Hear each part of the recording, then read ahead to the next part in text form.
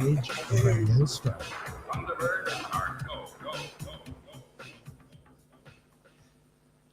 Welcome to what's this show called? I haven't been here for like a month. So the Greater Wealth, the Greater man. Wealth, The Greater Wealth. the wealth of the greatness on Edge Radio Australia. I'm Aaron Malloy. No, I was about to put my feet up, but then I forgot I'm not wearing shoes. So we're here, Edge Radio Australia, Greater Wealth. I have on my right, we've got Derek Whitaker, all the way from Blue Sky Factory. How you doing, man? I'm good. I'm good. Good to be here. Hey, Aaron, how's the levels, Mr. Producer Aaron? You know your hand's not on the camera, right? So, yeah. Anyway, so for those watching at home, welcome. We're in the new studio. Someone's messed with Mr. Pac-Man and the Stig. But anyway. Now, the other thing is, because we've put a new system together, I don't even know if this audio is going out. So give us a shout out. Give us a comment. Give us anything just to say that you can actually hear us. That would be greatly, greatly appreciated. It looks good. I don't know if it sounds good. Anyway, so Derek, before we start, I do actually have a bit of a downer announcement to make. I didn't tell you guys this. I was going to do this either. So too bad, so sad. As a lot of people listening know, the wife is actually pregnant at the moment. As of Monday, we found out the kid has, so his name's Thorin Titus John Carter, after my grandfather. Titus from Final Fantasy, I think it's 9 or 10. 10. Biz / my oldest daughter is actually named from Final Fantasy 4. And Thorin, because Luan wanted Thor, and I said, you're not having a kid named after the Avengers. So she found out that the son of Thor is Thorin, apparently. So we got Thorin. Anyway, so we have found out that he has what's called Edwards syndrome, which means his throat dead ends. So he can't breathe, he can't eat. And the aorta is on the wrong side of the heart. So the blood's effectively beating backwards. So he will not survive. So yeah, anyway, so for the people who are wondering why we haven't been around for a long time, well, me personally, is because we've been dealing with that. So yeah, so anyway, into the show must go on. And yeah, so well, now, prayers to you and your wife, mate, and your daughters as well, and yep, your family. And, yeah, we'll keep you in prayers. It has been tough. See, I haven't even got shoes on, I've got thongs on. I'll put them down. But it's hard because I've never actually had to bury anyone yet, and so the first one we don't have to bury is my son, and that's nasty to say the least. Anyway, so we're not here for the pity party for Travis, so let's get into it, Derek. So Greater Wealth Finance, what have you got for us? A lot of concerns surrounding the housing shortage in Australia, which has been really amplified by the immigration that the government has done.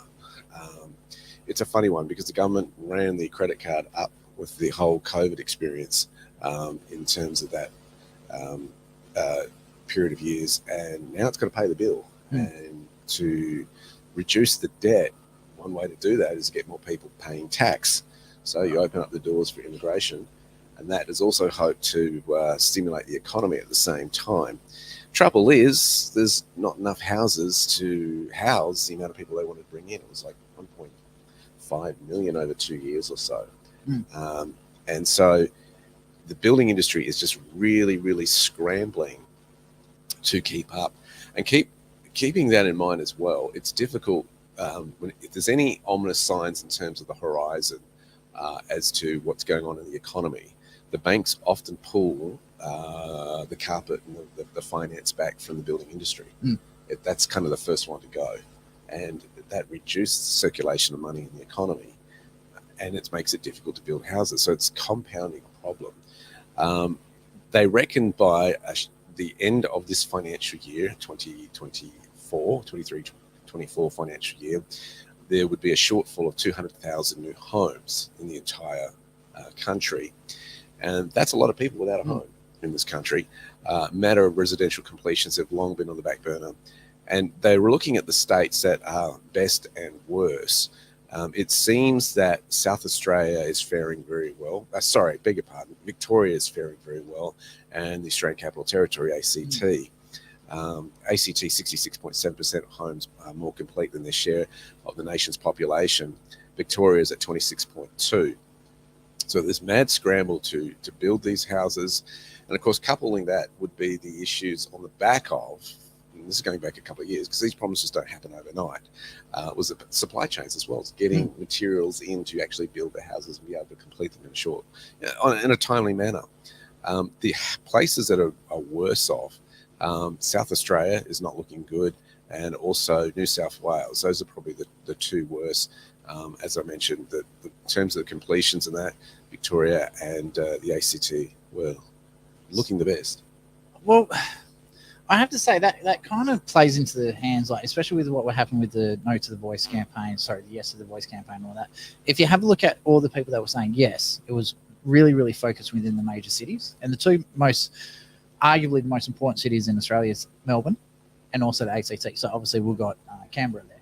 So obviously the politicians will want to look after their own backyard. They want to make sure that all their followers and supporters are looked after. And Victoria, with one of the highest populations, I find it amazing that Sydney's not up there as well. So I know there was, if you have a look at the Perth Library, they've got records for last year for all of the housing that was approved for development and all that sort of stuff.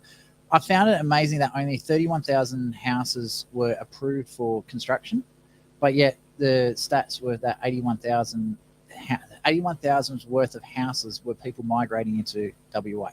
So just that alone, it's like this isn't a new issue. This is something that's been going on for years and years and years. And I find it amazing that no one, it's only now when the homeless problem is getting so big that they're actually starting to talk about it. And for those who haven't been following the Australian housing situation, I'm speaking internationally as well. Of course, what we've seen is housing prices go skyrocket up, making it harder for first-time home buyers to get in. We've seen interest rates go up over that period, and we've also seen rent go up as well. I mean, I had a neighbour, he had about 12 offers on his property when he attempted to sell that last year. Okay. That's not many. Yeah. So just incredible. The house next door to us is just sold. It blocked the street. There was over 150 people rocked up just to view the property. They capped applications at 20, and that was even before they opened the house to the public. Yeah. So it's absolutely insane. To buy? So that was to buy. Right. So when they went to rent, they put it on the market. I think it was $520 per week. They ended up selling at $650 per week. Because people are that desperate houses, they just keep trying to outbid people, even on a rental property. So we had two valuations done on our place. So last year was $420 and $550 a week rent. So we've just had another one come through because we're about 3/4 of the way through building a granny flat in the backyard. So $600 a week for the main house, and then $350 a week for the granny flat, and the value of the property's gone up to $600,000. So, and that's in 12 months, which is just absolutely ridiculous. So I don't know about Aaron because he's still looking for a house, but I personally think granny flat's the way to go, especially the ones you can build yourself. Well, it depends on your family situation, your personal circumstances. So a family like mine, trying to put us in a granny flat, that's a big ask. What you do, you get like 6 or 7 granny flats, just put them one on top of each other. High-rise granny flat. Well, welcome to Vietnam. The kids would like that. We've just rebooted this computer and replugged in Frankenstein, and it's like all these warnings are popping up, and I got to keep sending them away. So what do you reckon, Mr. Whitaker, as the finance expert on this show, or just the guy that knows more than the rest, what do you reckon is what's the solution? Is it releasing land? Is it getting more people in to build these houses? What's the solution to the problem that's going on, besides killing all the politicians? I don't think there is a quick fix on it immediately. I think yes, because building houses takes time. If you want to get people in houses quickly, you need to loosen up on some of the building requirements in terms of what houses are built out of, in terms of building materials and that. There's certain building materials that you would know this more than I would, having worked in that industry, that you can construct fairly quickly in a timely manner. Well, this granny flat was going up in about 2 weeks. Right. So you can build it. There's also this new development. They've got concrete. They're like Besser blocks. So if people don't know them, there's like concrete blocks. They're like shape of figure 8, but they pack the holes with compressed wheat, like hay and all that sort of stuff.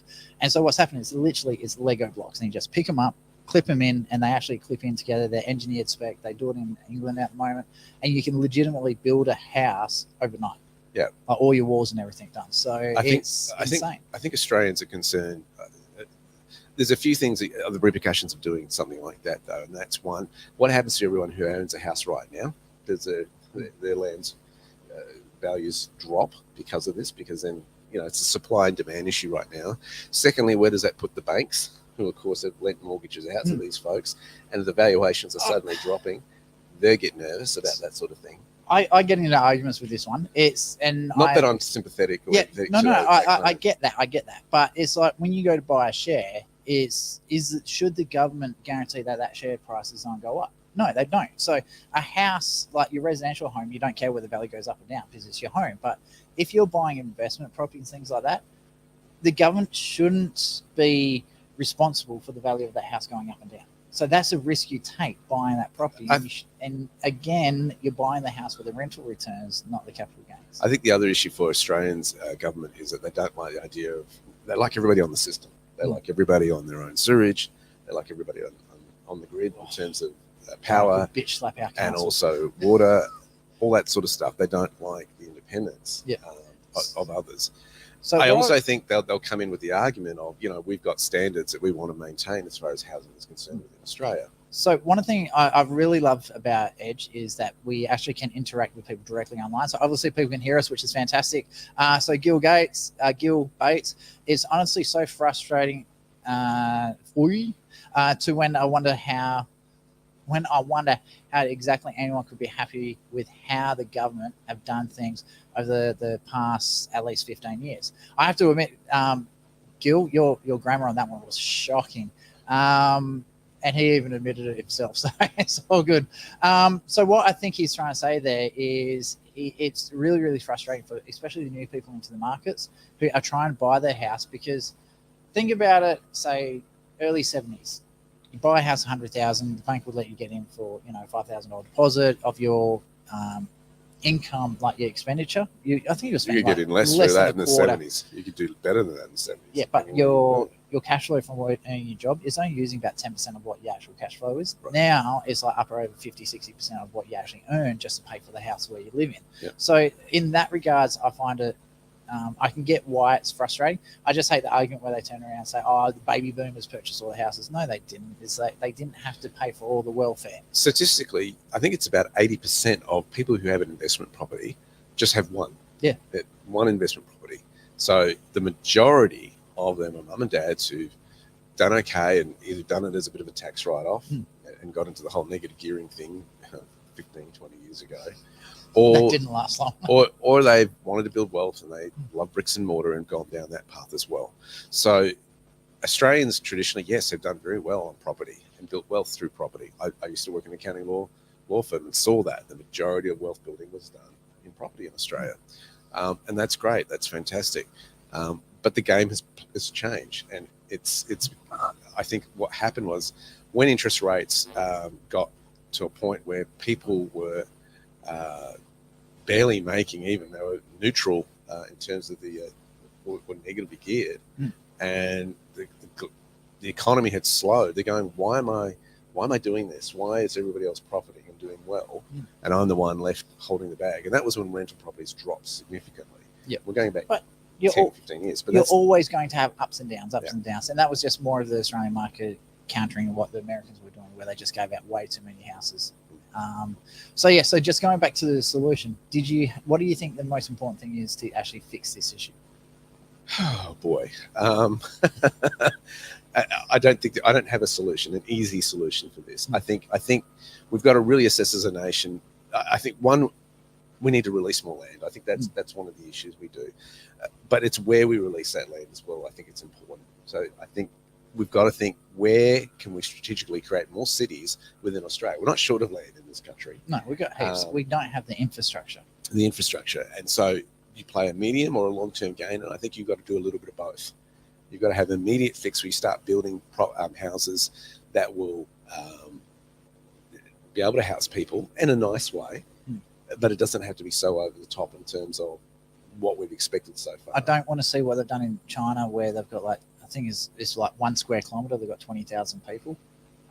I think that's just insane. Well, China has really gone for the farmers and pushed them into flats. Yep. I think that's just stupid. I think it's retarded. That's the crazy part of that. And can you imagine, when you've got so much acreage around you, you're suddenly living in a flat. All of a sudden, that's a social issue as well for people. I know Vietnam's very similar to that as well. So what will happen is you'll be driving through farmland, and all of a sudden, all the local farms all live in one place, but they all build up with 6 or 7 stories high. and then you'll go, maybe 20 minutes with no houses, and then all of a sudden there's another big, like they have all these little hamlets. So I think there's a two-part solution here. I think we've got to get to a point where we can release land at a certain level where they can be built quickly and efficiently, but safety is not compromised, right? And sanitation is not compromised. But also at the same time, we've got to think long-term in terms of 5-10 years of planning, and where do we want to strategically place other cities around this country? And I've said it's crazy, like here in Western Australia, where the whole emphasis has always been on Perth. That And needs to stop in all absolutely. states. So and I think we've got to think bigger now. You look at somewhere like California, and you've got major cities in the one state, right? You've got Los Angeles, you've got San Francisco. There you've got two major, and you've got towns and cities all on up down the coastlines, and these significant places. They're not just way out back anywhere. That they are significant places, and I think that's where we've got to go to.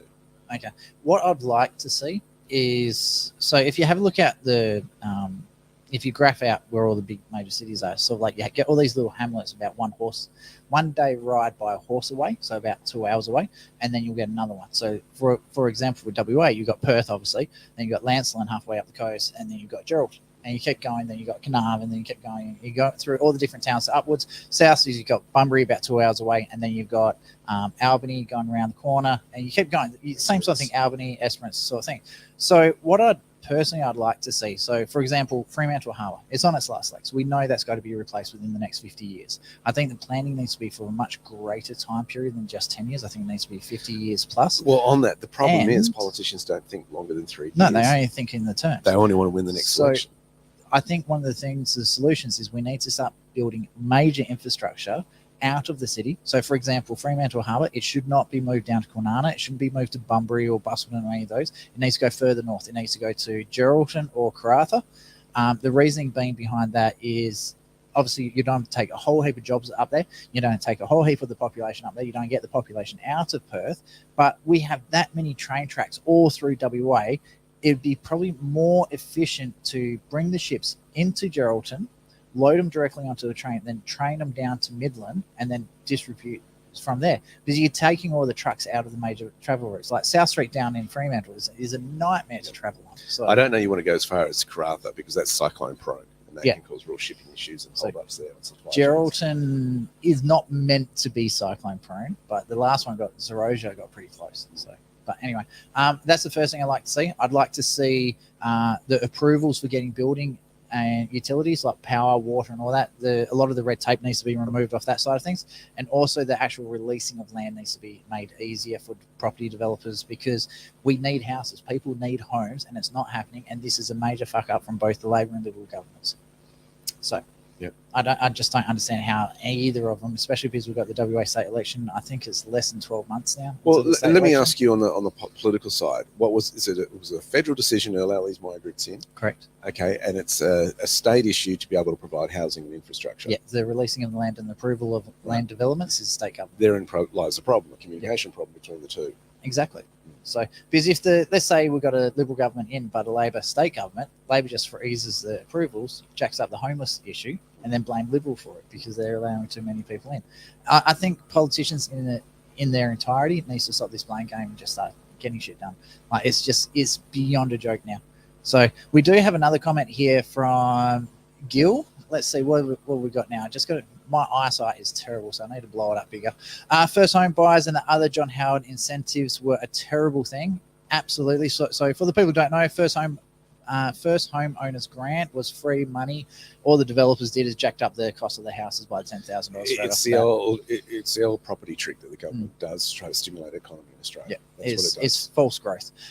For the future of first home buyers, at least that's how it seems to me, which I agree.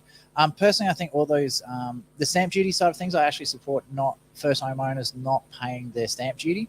The free cash, I think that's stupid. That they might have been good at the time, but the more the time passes, the hardening things become for first home owners. Yeah, it is. It should have been scrapped after Kevin 007.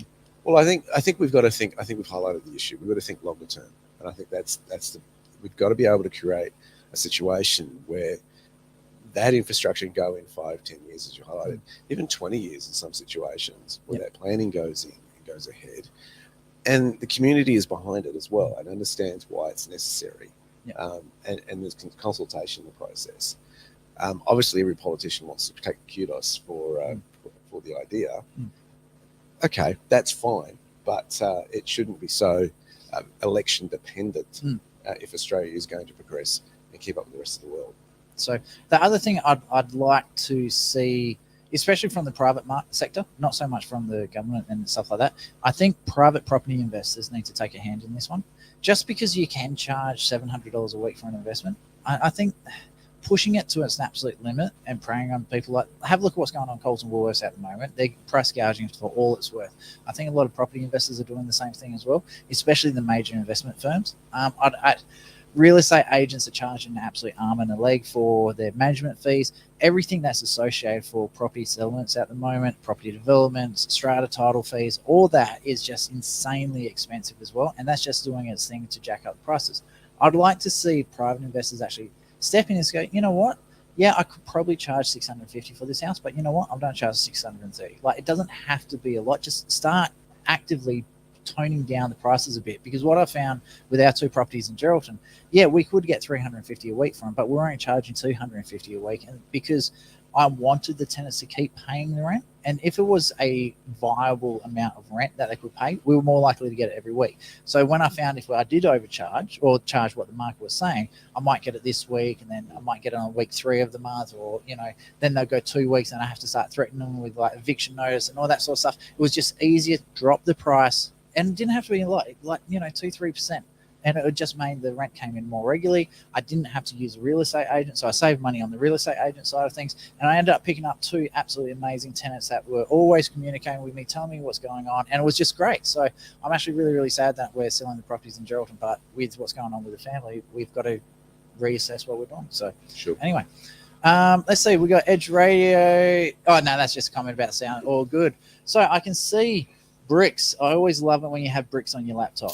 So for those who don't know who the BRICS are, it started up with 5 nations: Brazil, Russia, India, China, and South Africa got together and started doing deals together. And it was a bit of a wake-up call when the Russian-Ukraine war was happening, and sanctions were put against Russia, and we're basically going, you can't send rubles across the banking sector and do cross-border payments with it over what they call the banking system called the SWIFT system. So when you get enough nations doing that, it was interesting the move that Putin did, and I've said it before in previous shows, and I'll say it again. To stabilize the ruble, he matched it, gold backed it, back onto the gold standard, so that 5,000 rubles was 1 ounce of gold. What's interesting of that is the price of gold has gone through the roof, and he's not being the first nation to do that. They've also been joined by Zimbabwe, moving the currency onto a gold-backed standard. And there is a bit of a combination of other precious metals and other foreign currencies as well. So they're a little bit different in Zimbabwe. But this, of course, has pushed prices of gold up. And we've got an interesting one where Russia is now looking to accept cryptocurrencies to settle cross-border trade transactions and not the US dollar.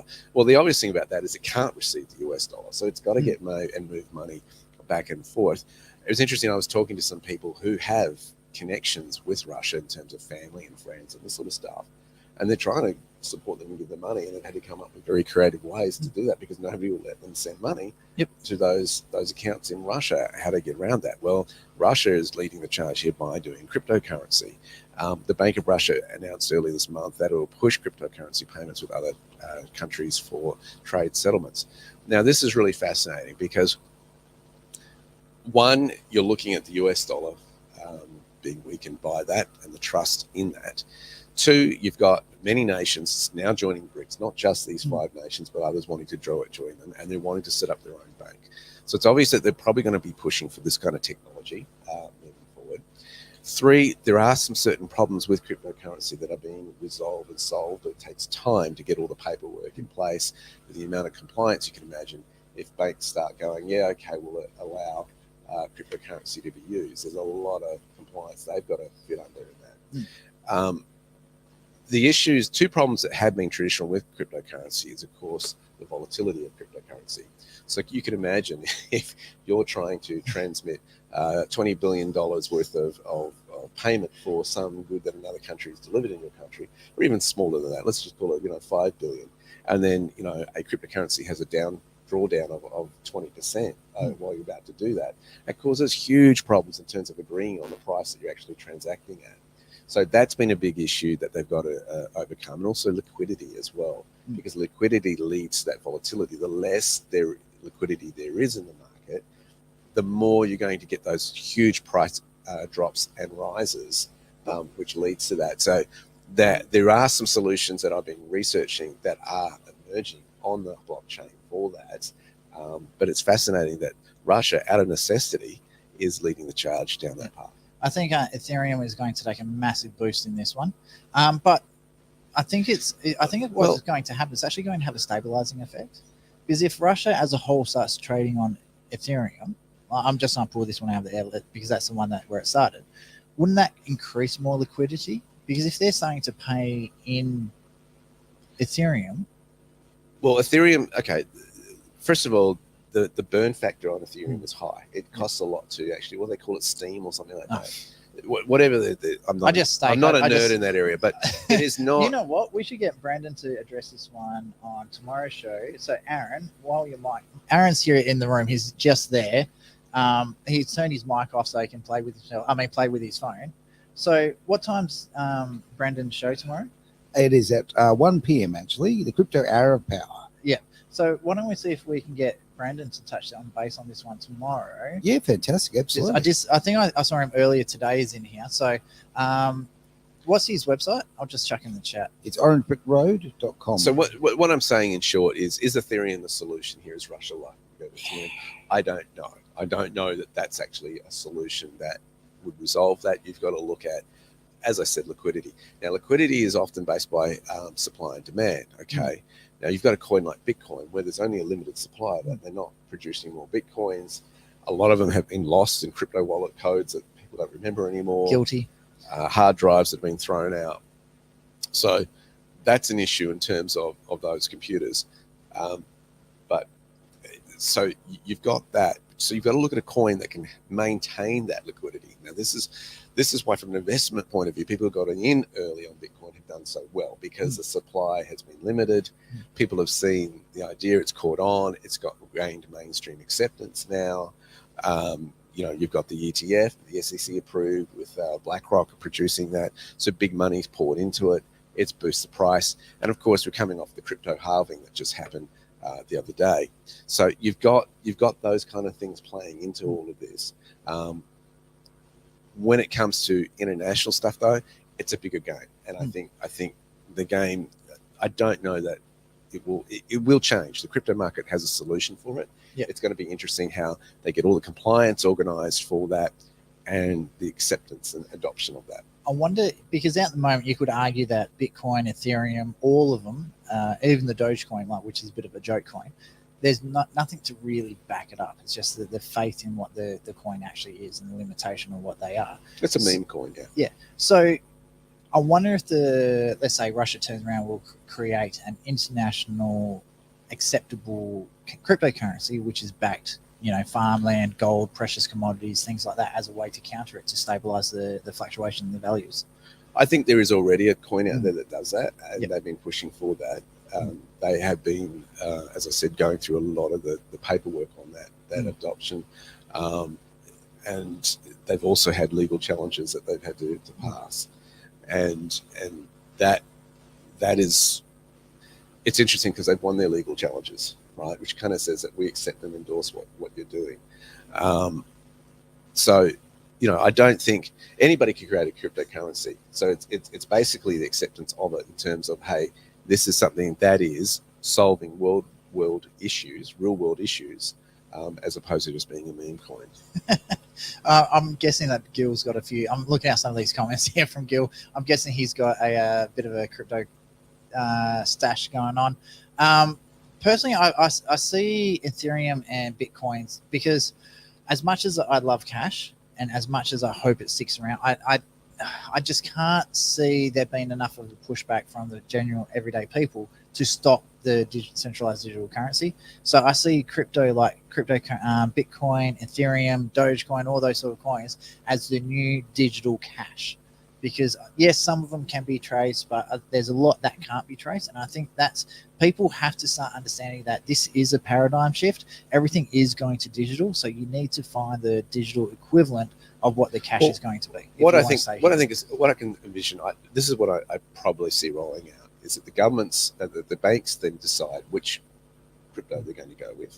Yep. Which saves them billions of dollars in terms of administration fees. Mhm. Okay, because everything on the blockchain can be easily administered as opposed to how it is now. Yep.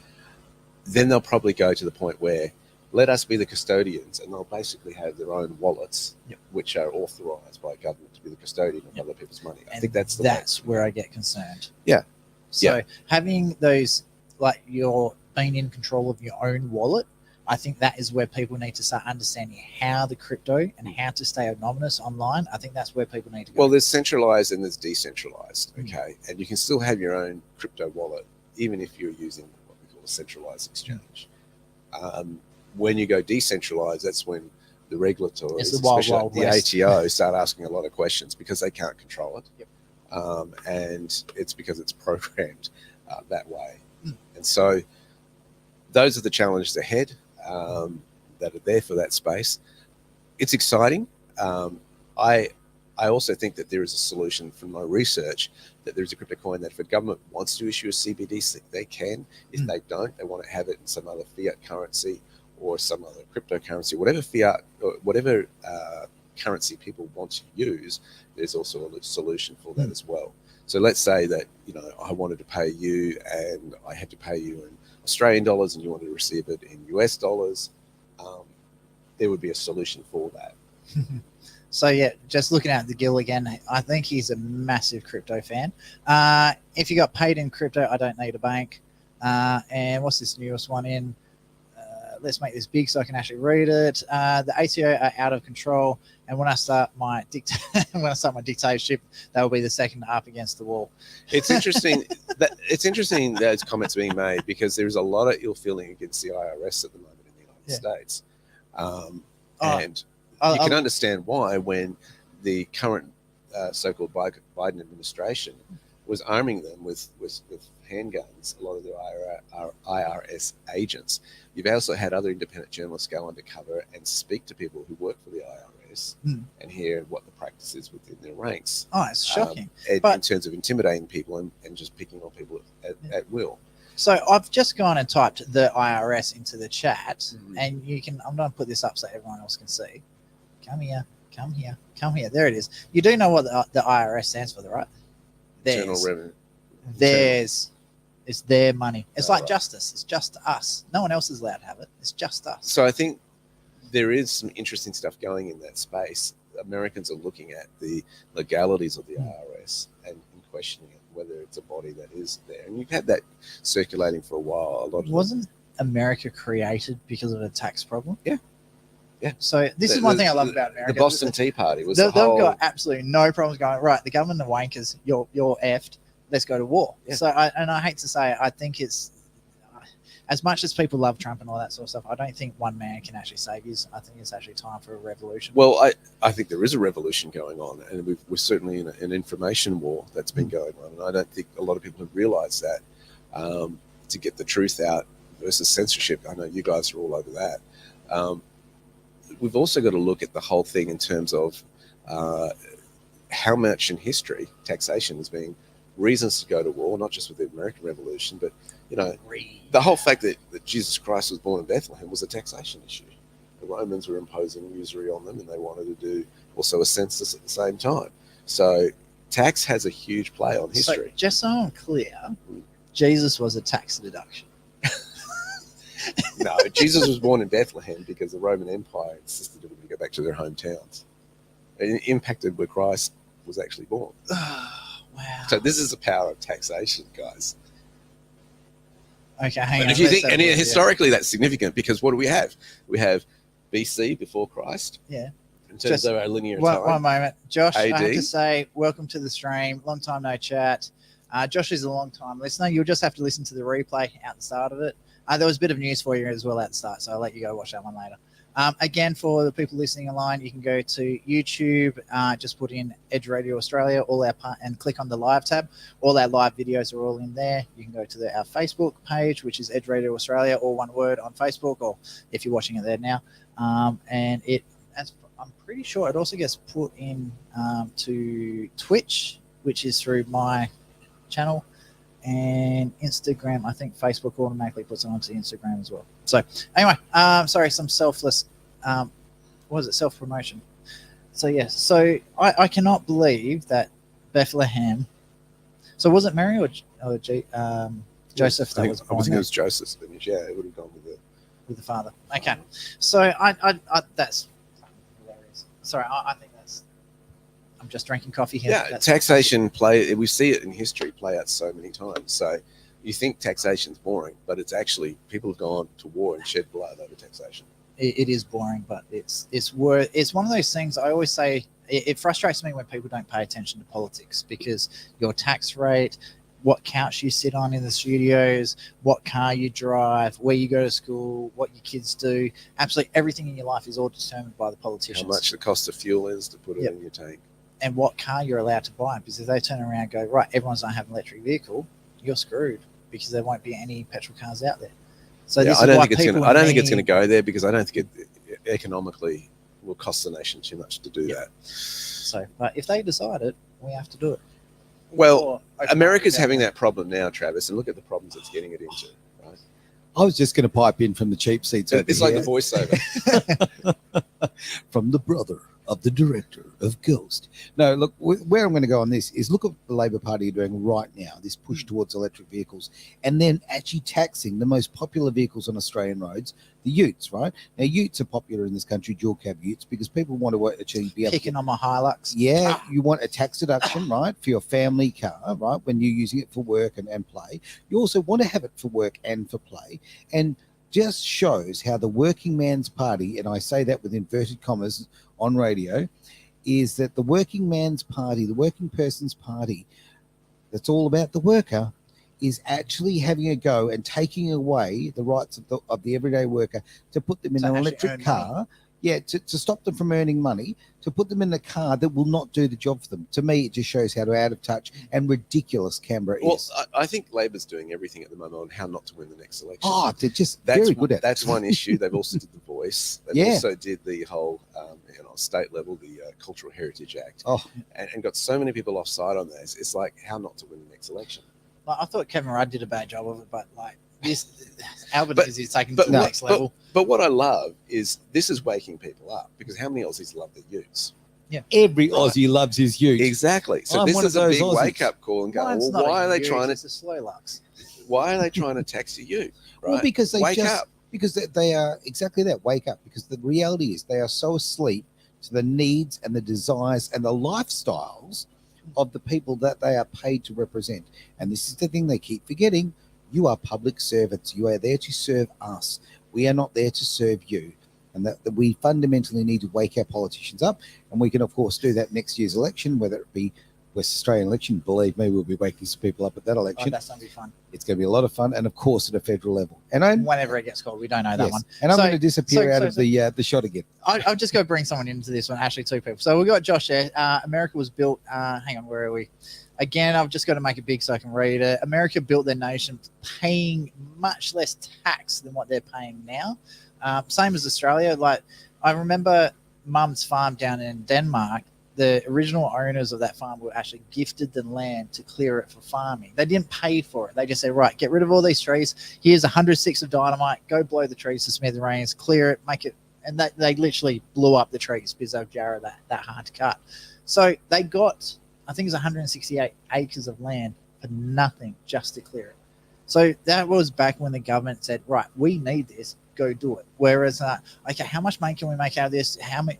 Oh, we don't get political points for this. There's so many other things going into it. Now, Brandon Bartlett, Orange Brick Road, welcome to the stream, to the podcast, to the presentation. I'll get you just to type in your website as well. Welcome to the show. Let's see what else we got here. Although I'm too dense, no one's too dense on either side. I think that's about the Labor and Liberal side of things. I'm just going through the chats at the moment. It was 1% tax on tea that the US revolted against. I'd love a 1% tax. I heard when they actually finally revolted, the tax on everything else was 80 something percent. Like, it was insane because they were paying for all, the British government was paying for all these other wars and everything at the same time. So, and then America went big FU and created their own the country. American system's really interesting because the states are so strong in the United States, and there's different state tax laws versus federal tax, and you might wonder, the dynamic is totally different because think about that. It is the United States of America. This is why in some states you'll have the death penalty versus you won't have the death penalty. In certain states of the United States, so be careful what you do. Right? Yeah. You have different legislation in terms of firearms, kind of like Australia. They've got different from state to state, different firearm laws.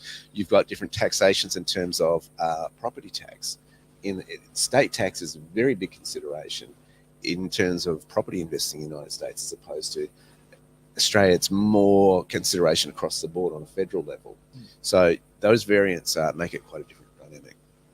So we do have a few other people. Oh, here we go. Brandon's got his website on the page as well. We've got AEW71 comes in quite regularly as well. So welcome back to the show. Chris Bowen destroys everything he touches. I cannot agree more. But then again, most politicians do stuff everything up. And there's cameras in the way. Did the same for skilled migrations back in 2010. I think that's... I actually, personally, I don't mind skilled migration because we just do not have the population to keep up with what's required. But when you get the bit that really frustrates me, this is when Voldemort, what's his name? Not Habit, the mental blank. The dude with no nose. Peter Dutton. There we go. Peter Dutton. So when Peter Dutton was the immigration minister, he actually deported, and these were dangerous criminals. So we're talking rape, attempted murder, assault and battery, like the really juicy crimes. He deported over 2,000 criminals, a lot of them back to New Zealand. So I'm not saying all Kiwis are bad. It's just, if you try to kill someone, generally you're a bad person. The Australian Appeals Tribunal has the authority to overrule the minister, and I think that is utter bullshit. So I think like in America, if you get so much caught drink driving in America, you're instantly deported. I think if you're on a visa into Australia and you get caught for any crime that's associated with the victim, so theft, drink driving, because, if you crash into someone causes problems, things like that, I think instant visas cancelled, nick off, you're back home, even if you are a PR. I just think there should be a zero tolerance for criminals in Australia. You want to live here, you want our lifestyle, you live by our rules. If you don't stuff that up, get nicked, go home. So yeah, anyway, that's just my personal taste. All right, so we've got a whole heap of other chats here, but we'll catch those later. Now, Derek, I can see you now. I understand why Aaron always sits next to Derek on the other shows, because he can see what's coming up next. So we have, what are we doing, Derek? So recently, of course, we had the Bitcoin halving for mining. Yep. For those who don't know what that means is people would mine for Bitcoin, which means they'd use lots of computers to work out very complex mathematical computations to build the blockchain for it, right? And am I getting that right? No. Okay. Opposite. They're just trying to do as many as they can possibly do as fast a time period as possible. Okay. So it's the blockchain is actually really, really simple and smooth. What happens is because it's on so many computers, they're looking for abnormalities, and every time they find an abnormality, they get rewarded for keeping it clean. Thanks. Effectively, they're sweeping all the mistakes out of the system. Appreciate you doing the technical there for us. So what they've done is they've reduced how many Bitcoin miners in half in terms of the rewards that are available. They're getting less than what they normally did. What's interesting in that is that now these Bitcoin businesses are getting even smarter in how they do that. Now, this generated a lot of electricity, so they were looking at how to run these. Can you run them off solar? The heat generated from them, all this sort of stuff, and then of course the environmentalists were. I think it was California actually banned Bitcoin mining, right, because of the environmental impact. Yeah. So, but now they're starting to get smarter about it, and they're involving artificial intelligence to actually start mining it. So that's a bit of a game changer moving forward. That'd be. Here we go. That's what's going on. Brandon, I know someone who can talk to you about why crypto has value. I've got his number. I think that'd be a good one to bring him in onto one of your shows.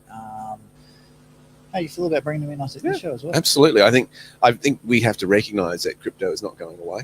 Yeah. And It's definitely here to stay. absolutely. And I think people have to accept, as much as they may not like a centralized digital currency, I cannot see how that's going to get overturned when they're pushing so hard for it on a political level Okay. and international level. I'll tell you how. All countries are pushing for it. No, not. There is pushback Yeah. in terms of states in the United States. Yeah, the states are pushing back, but not the countries as a whole. No, okay, but who's the biggest economy in the world? At the moment, it's America, but India and China are rapidly catching up. Sure. So I think it's not going to So be is just Russia. one size fits all. You've got to remember that the United States is very much into the power to the people, and they are taking back their power right now. Yeah. Now, you've got the Republicans there who are getting voted in for that, and they say, right, we're not accepting a CBDC in the state or whatever. Yep. You get enough of those on board, which is very likely to happen in the next 4 years, over the next 4 years, that's going to be a problem because they'll want a different type of currency as opposed to a CBDC. Yep. And that will determine, because of the volume of American producers, will have repercussions on other nations around the world. Yep. So, yeah. Is that going to be like the island in the ocean where there's one like little safe I don't haven? think so, because you've got nations that want to side up for defense reasons for the United States. And they'd also do that not just for defense to protect their borders, but also for trade relations. Yep. Okay. And so trade is a big one. I mean, you remember Trump was putting sanctions on China during his presidency, saying this is not enough. We're putting tariffs on this in relation to what you're doing. So this is one of the reasons why the BRICS nations have gone against this. America's pushed it too far with the petrodollar, but you're still going to have people who want to do business together. Oh, of course. And so I still think I don't really. There may be some nations that go to CBDCs, but I don't think it'll be a one size fits all. Yeah, this is one of the reasons why Not yet, anyway. Yeah, I think it's a good 10 years away. I think people have time. I think this is like the early alarm signals. I think people need to get themselves educated on digital currencies as a whole. So I'm talking crypto, Bitcoin, Ethereum, the Doge coins, or the funky ones, the ones that are linked to gold, silver, or the commodities And the precious farming metals. ones. Precious metals is another one. Yeah. I think they've got to be prepared for when the government does pull the trigger to go, right, I know this shit. I know what's going to happen. I know how to defend myself. They need to get educated. And I think shows like Orange Brick Road is great with things for it. I think Bitcoin, I'm a huge fan of Bitcoin because I consider that the cash of the digital economy. I think this is a changing of, what do they call it? Like typewriters got dissolved in the paradigm shift.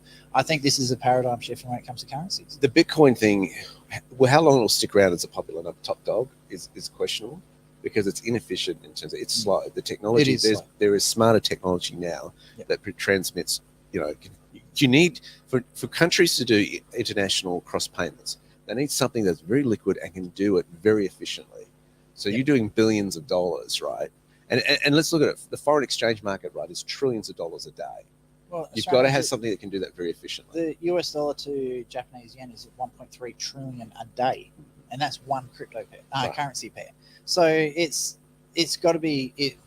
But like everything, like the first car was slow as shit, and now we have full on, what is it, V6 twin turbo Mustangs that are like quarter miles and like whatever. So I think it is coming to the point where it will get better. There will be new changes, and currencies are going to change. Like if you go all the way back in currencies, obviously it's gone from the sticks with little lines on all the way through gold, silver, and now the actual notes.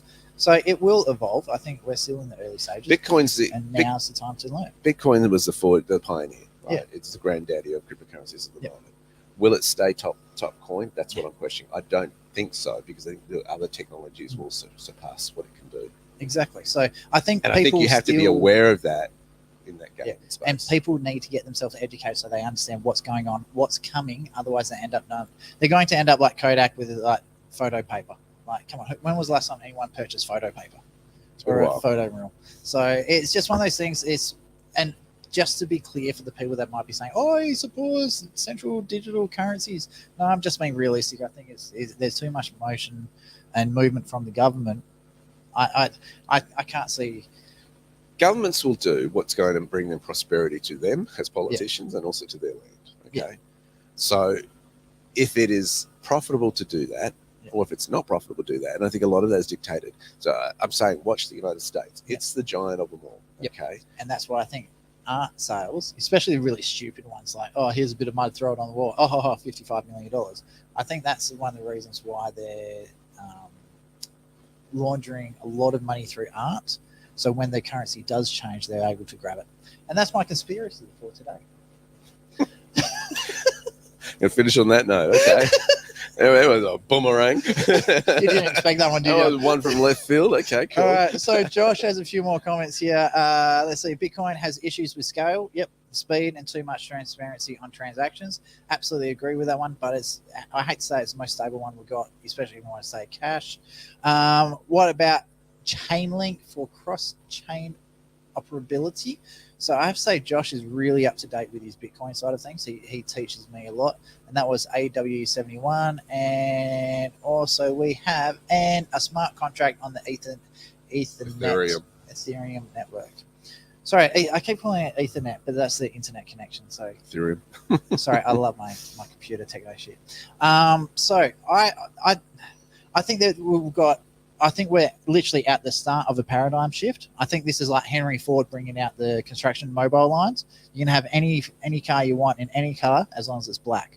So I think we're right at the start, and as the technology improves, as things get better, I think there's going to be more options depending on how open or how hidden you want to be on the digital network side of things. And I think people, again, sounding like a broken record, you need to get your education up now so you're ready for when it comes in. And the compliance and legislation as well. Yep. And that's the big factor as well. Yeah. It's like business. You don't go just start a business and hope for the best. You just set yourself up properly. You get all your structures sorted out, and then you hit the ground running knowing that you're protected and you know what you're doing. This is the same sort of thing. You jump into the digital world, you know what you're doing first, you get that education, and then you hit the ground running. If you don't want the government to see you, you know where to go. If you don't care, then you know where to go. So, all right, it's time we all went. So there we go. I'm going to tell you where to go. Fantastic show, guys. Been very strange for me being off camera and in the quiet zone here, but I've really enjoyed it. So say goodbye. Let's get ready for, of course, the replay on Sunday. If you've missed the show today, you can catch us, of course, on Sunday at 5 p.m. But in the meantime, I'd like if I could get you two, Derek, to sort of sum up today, and we'll head off into the music. Well, I'll bounce off what Travis was saying about your education. I think a wise man foresees danger coming ahead and plans for it to avoid it. It's like a pilot who can see on the radar storm and can decide whether to fly over the storm, around the storm, and pick their path, but still get to the same destination. And I think that's really key in this world today, is to get that education. Don't bury your head in the sand, but go, okay, what do I want for my future? How am I going to get there? How can I set it up to get there? And then make decisions, smart decisions from there. But don't bury your head in the sand. Prepare for the future. Yep. For me, it's sort of like a general going into war. They plan for the worst and hope for the best. Like what did Mike Tyson say? You can have any plan in the world until you get punched in the face, then everything goes out the window. So I think you need to know what's coming. You need to plan for it, and you need to know what your fallback strategies are. But to be able to do that, you need to know where you're starting from and where you need to go. So having that education, knowing, right, this is where I am, this is where I want to be, these are all the hiccups along the way, and if this happens, I'll do this. If that happens, I'll do this. And having that knowledge and understanding of where you want to go is absolutely crucial. So, and you are responsible for teaching me how to do that, Derek.